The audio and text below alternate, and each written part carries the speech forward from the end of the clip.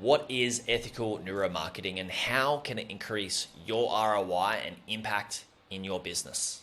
Hi, I'm Jaryd Krause. I'm the host of the Buying Online Businesses podcast, and today I'm speaking with Dooley, who is an author and international keynote speaker. Now, his books include Friction, the Untapped Force That Can Be Your Most Powerful Advantage, named one of the best business books of 2019, and his other book, Brainfluence, 100 Ways to Persuade and Convince Consumers with Neuromarketing. He writes the popular blog Neuromarketing as well as a column at Forbes.com. He's also the founder of Dooley Direct, a consultancy and co-founded College Confidential, and he's the leading college-bound website owner. He's a serial entrepreneur since he left a senior strategy position at a Fortune 1000 company to enter the home computer market. Now, this is such a valuable podcast episode that Roger and I did. I'm super excited because he just fire hosed so much valuable information around marketing, psychology, and emotions. We talk about behavioral marketing. We talk about consumer neuroscience and how we can tap into the data of a consumer and how different forms of data, imagery, and sensors make us feel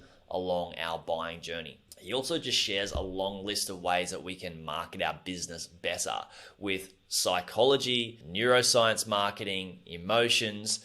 And then we dive into talking about what cognitive biases are, what type of cognitive biases there are, and he shares a bunch of them, and why we should know these different types of cognitive biases and understand these as business owners, but also just for our own sake of personal development and emotional intelligence in our own lives. We also talk about making logical decisions versus emotional decisions and which is more prominent and why. And Roger shares just such a powerful parable, a really cool story on our emotions and our logic and the relationship between those two.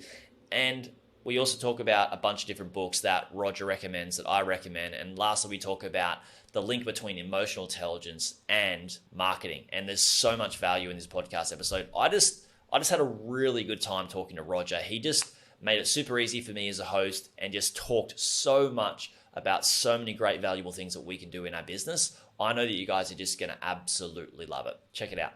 Do you have a website you might want to sell either now or in the future? We have a hungry list of cashed up and trained up buyers that want to buy your content website. If you have a site making over $300 per month and want to sell it, head to buyingonlinebusinesses.co/sell your business or email us at info@buyingonlinebusinesses.com because we will likely have a buyer. Details are in the description.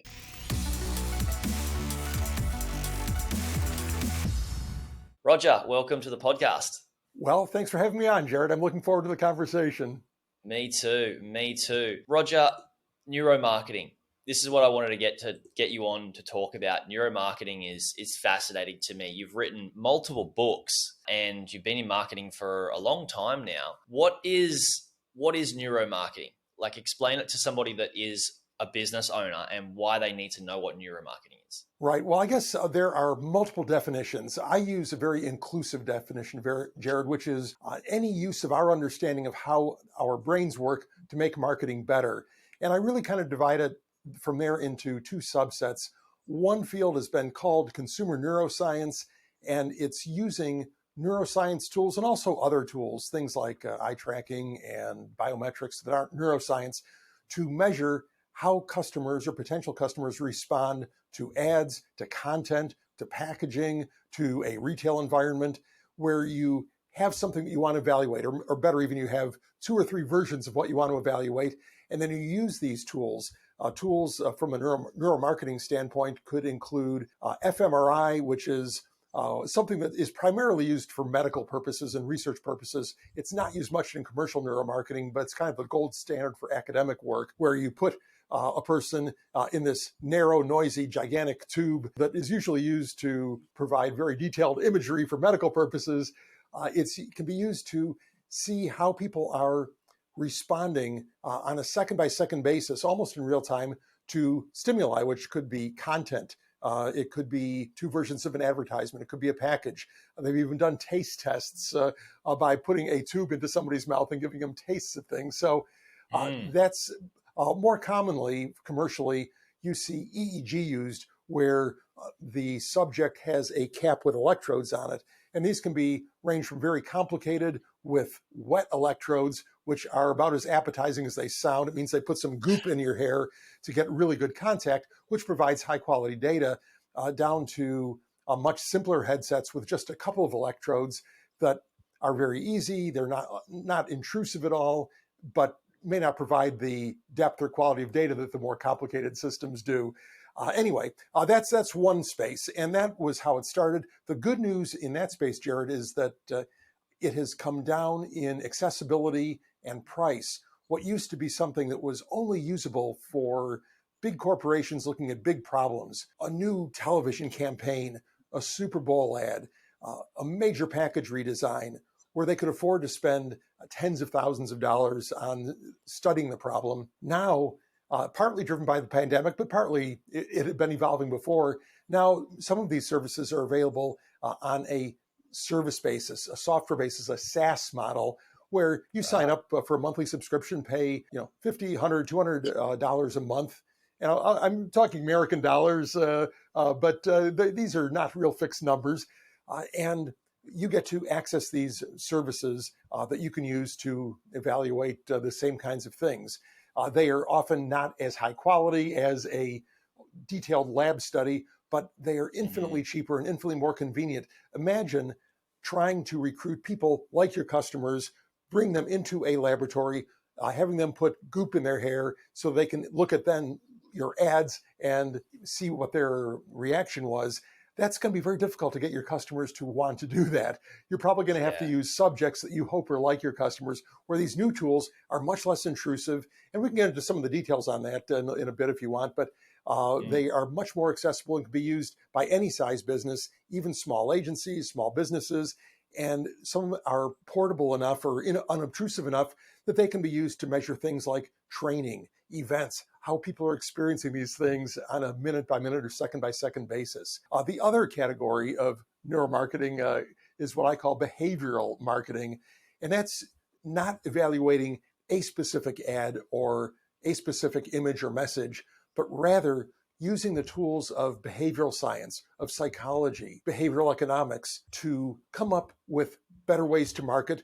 Generally, I would say come up with a hypothesis for a better way to market, rather than just saying, well, yes, the science says we should go with this headline rather than this other headline. I would say you would use the science to say, let's test this new headline against our old headline and see if it outperforms it.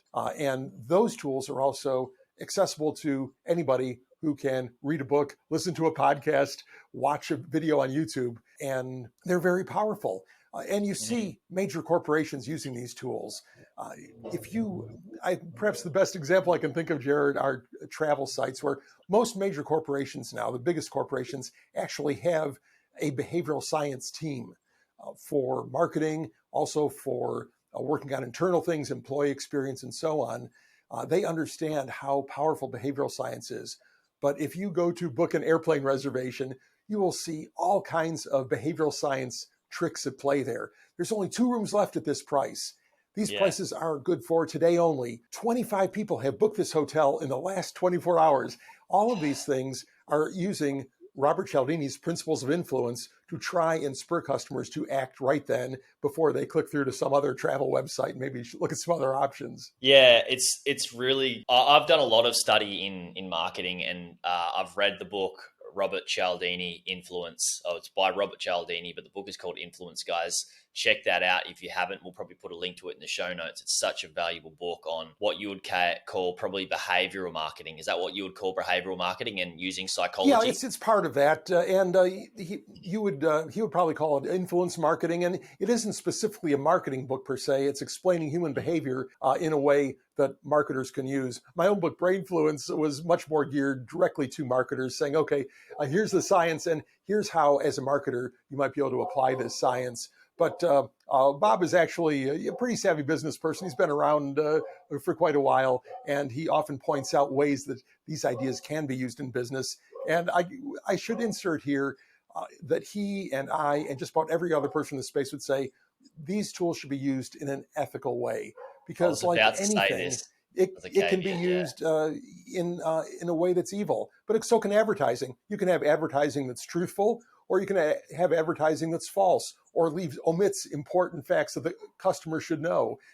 And in the same way, you can use these scarcity techniques in an honest way, or you can simply make up and say, hey, I've only got 2 of these left, even though you've got a million of them. And doing things ethically is really important. I agree. There's been times where I've seen there's only 2 seats left on a flight, like you've mentioned before, and there's more than 2 seats left on the flight. You see that when you're booking it. There's only these 2 seats left at this price, but when you get on the flight, there's a lot of seats there. And well, yes. Now, there's ways to finesse that, Jaryd. It's possible that the particular site you're looking at only has 2 seats that the airline has made available. If they sell those 2 seats, they go back to the airline and get 2 more.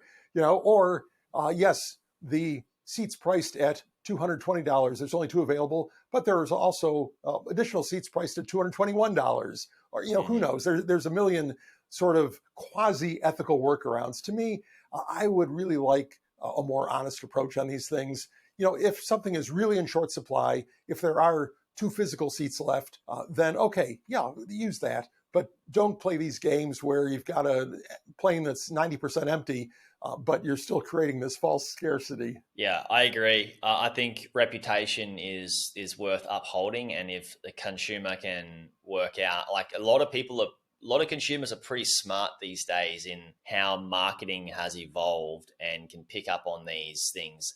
I know that I'm in the space and I know it, but I know that there's so many people that aren't in online business, don't know much about marketing, that have become clued in, are quite intuitive to these different scarcity tactics and these different things that are psychological or influence marketing hacks that may be used in an unethical way. And I think people have a pretty good BS radar detector on.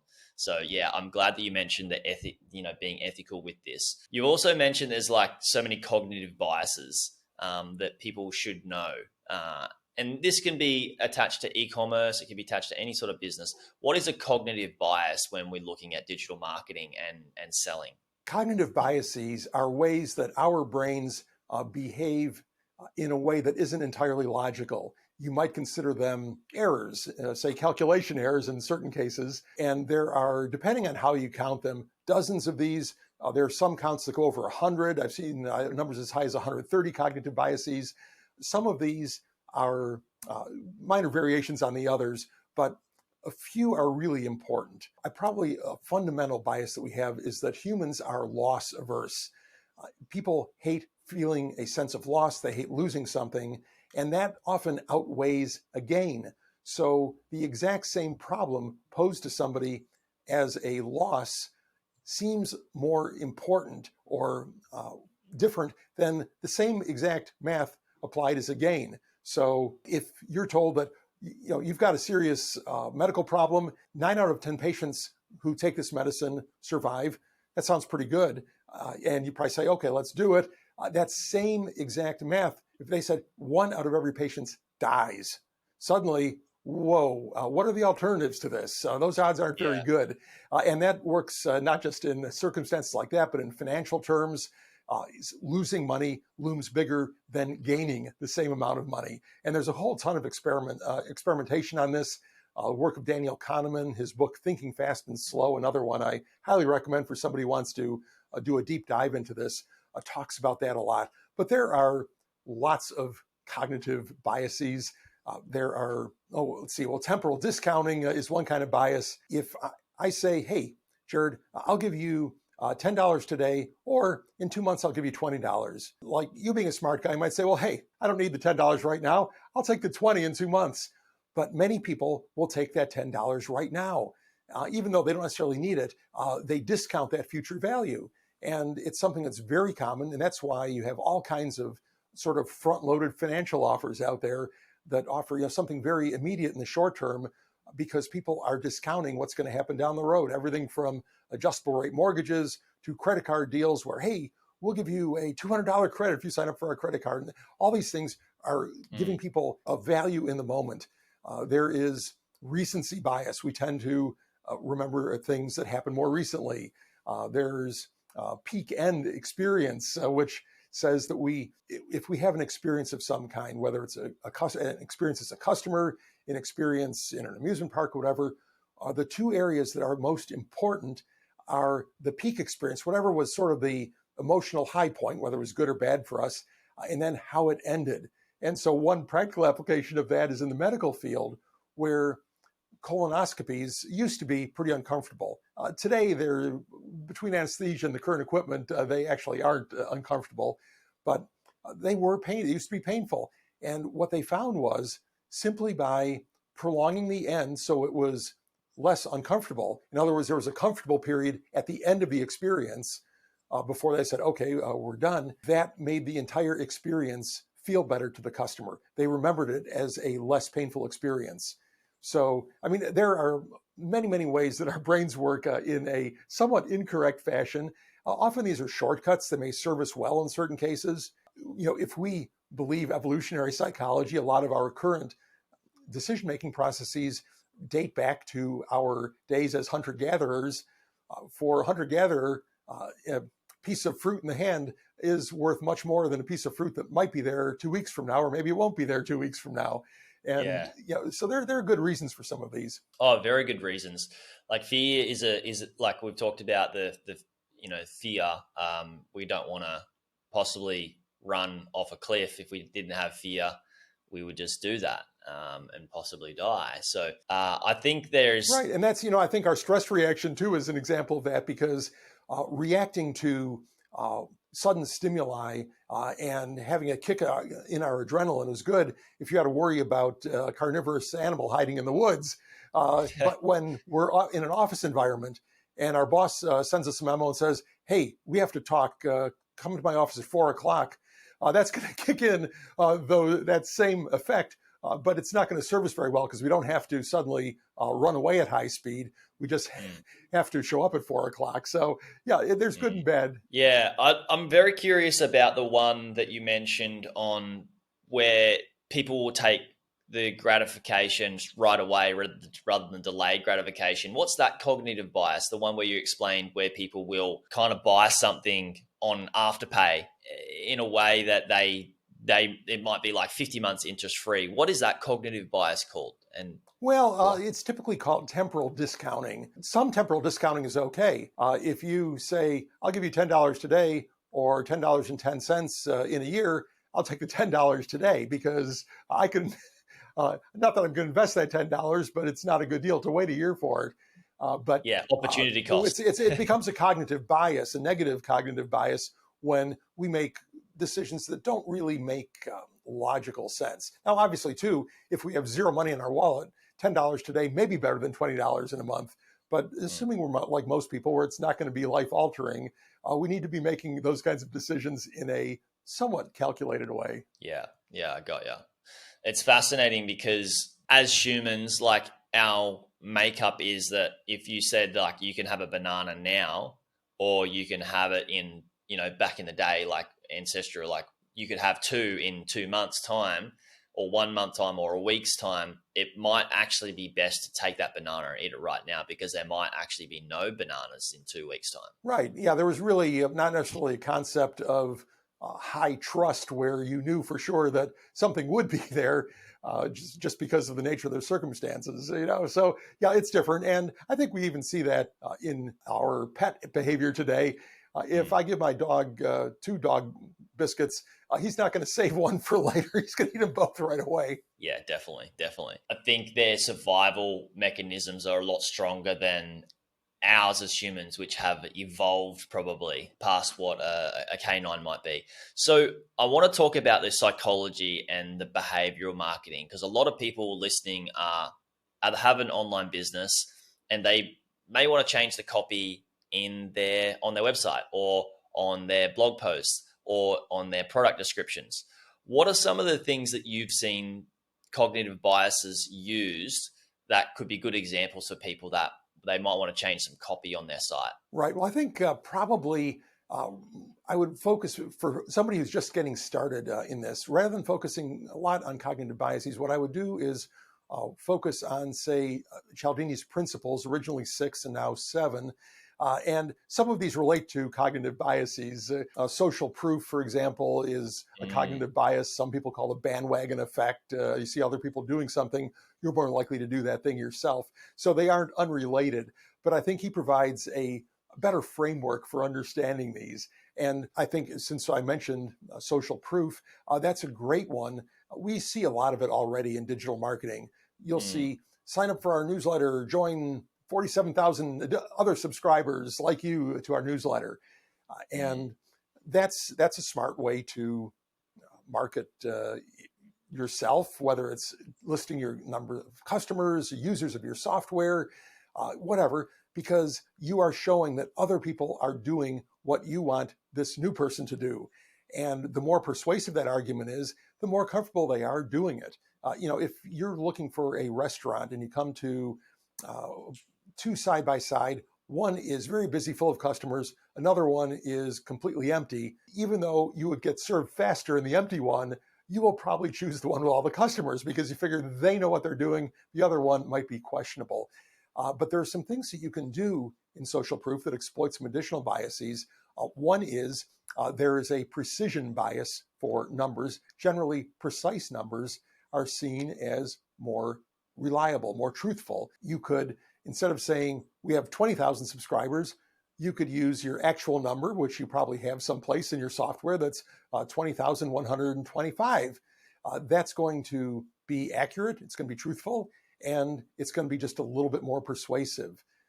You can use, instead of simple numbers, you can use testimonials, and testimonials they're a form of social proof, but they are most convincing if they include a photo or better even a video showing that it's a real person.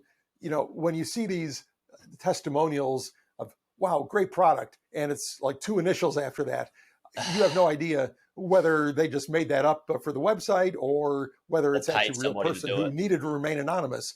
But when you see a real person whose photo is there, maybe their company affiliation is there, then that makes it more powerful. And in fact, one example that I've seen that's kind of interesting is it blends social proof into authority. Authority is another Cialdini principle that instead of being sort of regular people are doing this, it is an endorsement or somehow somebody who is an expert in the field saying something good about your product or being a user of your product.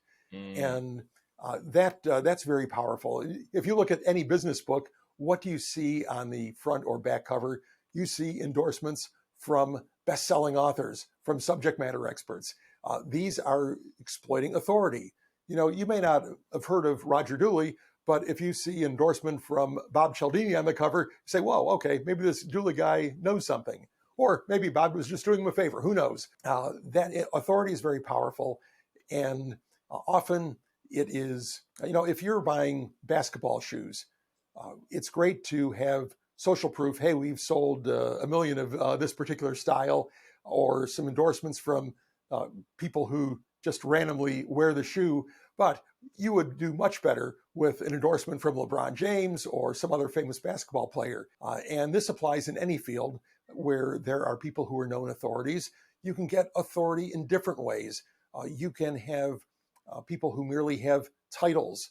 If you're selling something even remotely related to health, having somebody in a white lab coat, somebody who is a doctor, whether they're a PhD or an MD, all of these things lend authority. Using imagery, the person in a white lab coat who is actually in a lab with maybe a microscope and maybe some lab equipment around, that's going to add a veneer of authority to your marketing. So all these things can do it. And to circle back to the point I was going to make, Jaryd, that one company I saw used social proof in an interesting way, in a very smart way, I think, as long as you don't overdo it. They had some testimonials from 3 customers who used their software. It was pretty normal, 3 sort of random people who use their software. They had what the nice thing the person said about it. Under it, they had a little icon-sized picture of the individual, a photo of the individual, their name, and their company in tiny print underneath it. Above the text, though, they had a rather large logo from the company, and these were prominent companies. So what they were doing was leveraging the fact that they had a happy user at this company into a little bit of authority that, hey, this person isn't just anybody. He works at Google or wherever. and it almost turns it into an authority endorsement from Google. Not quite. If anybody really looks at it, they'll realize, okay, this guy is not, a Google It senior doesn't own fellow you. or something. It's probably some random person, but nevertheless, it does have that veneer of authority. So there are subtle cues you can use to create authority. And when you combine authority and social proof that way, I think it makes a lot of sense. Yeah, definitely. Lending authority is huge. And that's something that people are starting to do more with their blogs in our space, where it's important for Google to rank content that has been written by people that have an authority or websites that have an authority. And that's why a lot of people are looking to have writers come and write on their website that have authority in the space and use those certain images of those authors that are maybe in a white lab coat doing a test and, actually showing like, I have proof in this space and here's me doing the work, or here's me if I'm a, fishing expert. Here's a photo of me with a fish, catching a fish. Those things really do help. So, wow, Roger, that was amazing. You just fire hose so much valuable information to us. I just didn't know how to tackle it and break down each single one. I think the testimonials are so damn valuable. And what I've found is that the longer the conversations are, like we have this on our website where we have success stories, which are basically case studies or testimonials that people have worked with us and bought businesses. I sit down with them and I chat with them and I just ask them, like, how was your experience? What did you learn? How can you share what you've learned with others? And it's a really good sort of testimonial that people can listen to. They get value from because they're working out how people have bought these businesses before, what they need to look out for that this other person might have like failed at or had to learn the hard way for themselves. And it might be like an hour-long conversation. Up front, it just looks like a valuable video, but really it's an amazing testimonial that they can do it as well, which is social proof too. And once you bank it up with all of these, like if people go to our site and click on success stories, you see a whole page of just a few people that have done this. So I think that's super valuable. Well, that's really smart, Jaryd, I think, because the more detail there is in a testimonial, the more believable it is, and the more it'll help a potential customer or client translate that experience into their own experience. If somebody just says, wow, fantastic service, that doesn't tell you much. I mean, it's good that it's there, but it doesn't really tell you. But when somebody can relate what the service was like, how it transformed their business or transformed even one small thing in their business for the better, then that just not only makes it more believable because there's detail there, but it also shows the customer or client how to relate to that, how it might affect their business. Now, in your book, Brainfluence, guys, there'll be links to that in the show notes as well. You talk about logic versus emotion. And we all know that people are buying based on emotions, but sometimes we believe that people will buy based on logic. Can you talk to the relationship between buying based on emotions versus logic and why we buy based on emotions? The sort of ratio of logic to emotion in any purchase varies a lot primarily depending on the product category, to some degree also on the customer. For example, if you are marketing fragrances, you are going to market primarily with emotional imagery. You look at fragrance ads, you don't see appeals to logic that, our perfume lasts 27% longer than the leading brand, according to our lab studies. You don't see 83% customers preferred our fragrance to this other brand in a blind test. You don't see that. All you see is imagery, very, very little text at all. You see images of romantic situations, maybe of people you would like to be, people you would like to be with.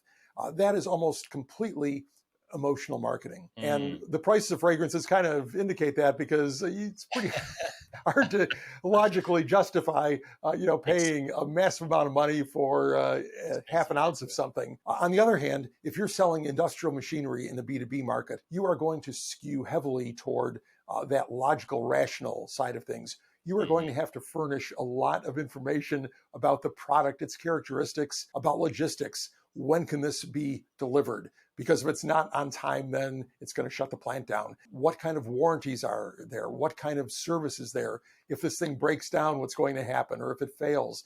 There are a million very important logical, rational questions that often need to be answered in a B2B situation. I would not discount those, but even in B2B marketing, or for that matter, marketing a technical product like a camera or a drone or something, something that has a lot of tech specs that the purchaser is going to want to know and understand. There is emotion. Actually, one thing that comes to mind beyond even the B2B in the consumer market, people buy iPhones often not because the specs are better than the top of the line Android models, the top Pixel or the top Galaxy, but in part because of the brand. They want to be part of the Apple brand. Particularly younger consumers heavily favor Apple because all of their peers are using Apple, and they would look weird when they're messaging back and forth if they didn't have an Apple phone. So, there are these non-conscious drivers that affect that. That's more of an emotional decision. They don't look at the specs on the camera and say, wow, this one has 10 more megapixels, or the telephoto lens is a little bit better. Often it is an emotional decision. But even in B2B marketing, people always say, yeah, well, all this psychology stuff is great, but our customers just make decisions based on price and features, and there's no emotion involved. But that's not true. It's simply not true. There are many things that can enter into a B2B decision. When a purchasing person, or decision maker, could be somebody who's actually a buyer, or maybe an executive in the company where this decision has been pushed up to a higher executive level, even the CEO, they are thinking, maybe not consciously, but unconsciously, of, okay, how is this decision going to affect me personally? How are people in the company going to view me? What happens if it turns out to be a great decision? Will I get promotion? Will I get praise from other people? If it goes wrong, will I ever get a raise again? Will I get fired? There are all these things, and even novelty. I was in the IT business for a while, and you think again of purchasing a big hardware upgrade for your company's network, or updating to a brand new network operating system, which is a very wrenching decision, involves expense and training and all kinds of stuff. So it's not a decision companies take lightly. I have seen managers make decisions to upgrade to the newest hardware or the newest software, not because their business really demanded it, because they wanted to play with the latest new thing that was out there. They wanted to have that experience. They wanted perhaps to improve their own resume. So if they were looking for a job at some point, they would say, hey, yes, I'm fully versed in this latest hardware, this latest software. And some of this may have been conscious. They may have been thinking, wow, I'm going to be looking for a job in 6 months, and so I better get trained on this. But in other cases, they really think that this is the right decision for the business, even though underneath the surface, there are these other drivers. Let me give you a quick parable, Jaryd. There is an author and professor, Jonathan Haidt, who says that our decision-making resembles a rider in an elephant. You have a human sitting on top of an elephant, and the human often thinks that he's in control of where the elephant is going, but really it's the elephant. And in the metaphor, basically the elephant is our emotional state, our emotional decision-making. And the rider is this little rational, logical piece on top. And according to Haidt, elephant is the one that decides where the pair is going. The rider may think he's in control, but really the only thing that's left is for the rider to explain where the pair went and why. This is not parable or metaphor of his is relatively new. It's a few years old. For decades, advertisers, salespeople have said that people buy with emotion and justify with logic. And that really sounds a lot like the elephant making the decision and the rider saying, this is why we made that decision. That's so good, Roger. Like I see this in my business as well. And it's such a logical decision to people to join what we do is $150 a month. $150 a month, and it might take you a couple of months, or even if it takes a year, to buy a business. It's so cheap in how the ROI that you're going to get back from the business, the education you get back. It's ridiculous. It's so damn logical to do. But then you have people that these logical decisions sitting on top of the elephant that have all these other emotions that are attached to it that prevent people from doing so. Like, oh, can I actually do this? And then they get down the years down the track and they realize oh wow, I'm going to back up my decisions of why I didn't make it because I was emotional. Oh, it wasn't the right time for me, or I didn't have enough money, or all these other things. I've got too many kids, too busy, and we justify it. And it happens on the other way as well, where I see people that do jump in. It's a very logical decision. They buy the business, and then they justify why they bought the business, but the business has done very well. And they justify it based on whether it's good or bad, but the emotions end up taking control. As much as I would like to say people buy based on logic within our business, because it's investing and ROI, and if you spend this much, you should make this much back. Logically, it's just so damn smart to do, but the emotions are what people get in people's way. So that parable of the elephant and the rider is just spot on. I'm so glad you shared that with us. Right. I think even in large company acquisitions, mega acquisitions involving billions of dollars, you see emotion entering into it, where especially if you have a couple of businesses competing to buy the same business, people casually tack $1 billion onto their offer so they get the deal. And at that point, emotion is really playing into it. We're not going to lose. If we don't get this business, we're going to fail. And so we've got to win, even though they have now, by the time they complete the acquisition, the chances of that proving to be a profitable move are minimal. And I think at those big levels, often they don't work out.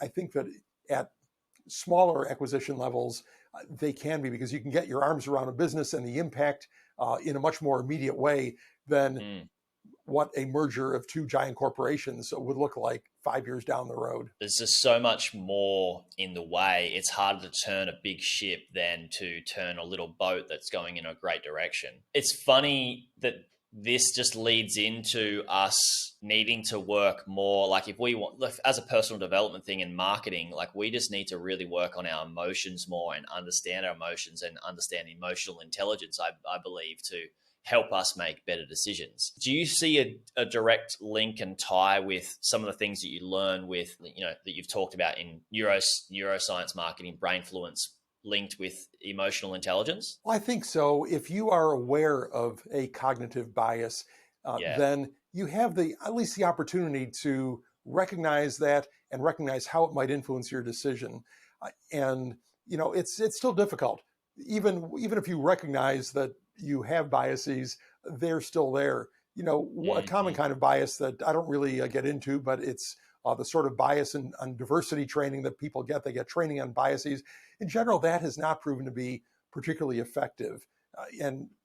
Maybe it's the quality of instruction in some cases. In other cases, it's the mere fact that a very busy person is being forced to do this training, which they resent, and it has sort of a backfire effect. There's a cognitive bias for you, the backfire effect, where something, you try and push somebody one way and it ends up going the opposite direction. I think, but awareness does help. If you are aware of temporal discounting, for example, and you're presented with an offer that has a time component to it, you can evaluate your initial reaction and say, okay, my initial reaction was, this is a good deal or it's a bad deal. Here I've run the numbers. Here's what logic says, and then figure out maybe what the right course is. But it's probably almost impossible to overcome all biases, but being aware of them can certainly help. Yeah, definitely. That's cool. Wow, we could just chat forever and ever and ever, but I just want to say thank you so much for your time, Roger. It's been great to have you on. We'll put links to your books and stuff in the show notes, but where can people find out more about what you're doing? The best place to start, Jaryd, would be rogerdooley.com. There I've got links to my other content, my Forbes content, my social media profiles. I'm most active on Twitter and LinkedIn, where I am Roger Dooley. Awesome, guys. Check those links out in the show notes. Everybody that is listening, thank you so much for listening. If you own a business, make sure that you go back through this podcast episode again and listen to it very carefully, because Roger just fire-hosed value to us. And it was, to be honest, Roger, just listening to you whilst I was being the host, I was like, wow, how do I take these in different tangents? And you just came up with more and more and more valuable insights. And I just want to say I'm so grateful for that. So people listening, re-listen to this. If you do know somebody that's in online business or about to get into online business, do them a massive favor and share this podcast episode with them. Thanks again, Roger, and I'll speak to you guys very soon. Thanks for having me on, Jaryd. Hey YouTube watcher, if you thought that video was good, you should check out this video here on the 2 best types of websites beginners should buy. Or check out my playlist on how I made my first 100K from buying websites and how to do due diligence. Check it out. It's an awesome playlist. You'll enjoy it.